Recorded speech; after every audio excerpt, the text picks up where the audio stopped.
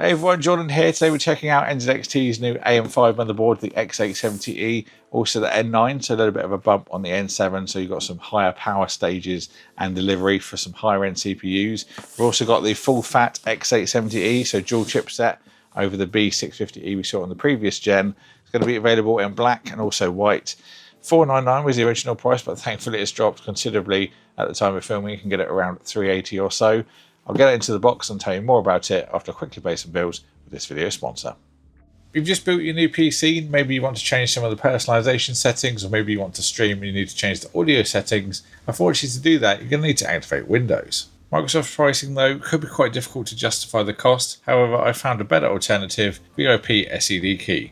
Here you can get Windows 11 keys at huge discounts. Just go to the Windows 11 Pro page and use my exclusive 25% off code JA. You get it for just $23 or around £18. I completed my order and activated Windows 11 Pro in just a few minutes. They also have Windows 10 Enterprise keys for only $11 with the same code JA. And it's not just software, they also have games too, like Hammer Watch 2 for only $6 after using my code. VIP-SCD keys have got great deals on software and games. Check out the links in the description and don't miss out. Let's get inside, and in this little box here, presumably we're going to have our Wi-Fi antennas and bits and bobs. We've got, a couple of cables here. So there's the adapters and the antennas, just straight ones on the back. You don't get any extensions or anything with this one. And then we've also got two little adapters. We're going to have the 8 pins that are on the motherboard, moving over from the 4 they originally had, their proprietary connectors for fans and RGB and things like that. And then that goes to a 4-pin, and then also the original 4-pin connector that I mentioned, so you can easily adapt some of the older stuff to the new motherboard. So we've got a documentation on the left, and then on the right, just a few SATA cables. There's 2 in each packet there. You've got 2 packets, one of which is right angled.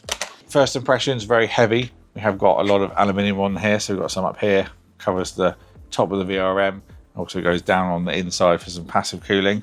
We've also got some air vents on the back as well. There's no fan in here, I don't believe, so that's going to be a little bit quieter for your system. We will have a strip of RGB on the left here as well. No backplate, but that reduces the price, and also you don't see it when it's in the case anyway, so I don't really see the personal appeal with them on the back. Let's get zoomed in and have a closer look. So on the top hand side here, we've got 2 8-pin for your EPS connectors. These look like solid pins as well.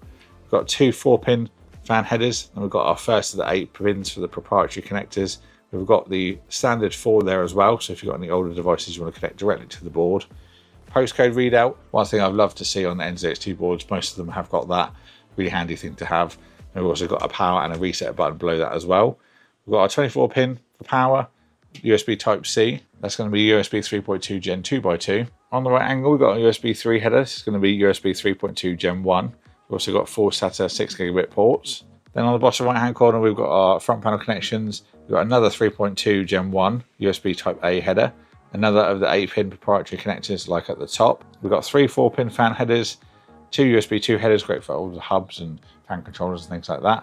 Then we've got 2 5-volt addressable 3-pin connectors, and then our front panel audio. This board is going to be using a Realtek ALC 4082 codec, but like I recommend in all my motherboard videos, if you're really serious about sound, highly recommend a sound card. Then you can just take it between systems as you upgrade, and you get higher quality audio as well. So going back up to the socket, we've got a 20+2+1 power design. Lots of chokes and MOSFETs there, a lot more beefy than the previous gen. I think that was a 16 phase. We've also got an 8-layer PCB on this board over the standard 6. A lot of people do care about that, so I thought I'd mention that. And then of course our AM5 socket support for 7000, 8000 and 9000 series processors. And then to the right of that we have got our DIMM support. It's going to be DDR5, currently up to 192 gigabytes. And then you can support up to 8000 mega transfers per second on those slots. That may improve with capacity and speed over time though with future BIOS updates. So looking at our storage slots, we've got our first one here that has a little screw just to open it up.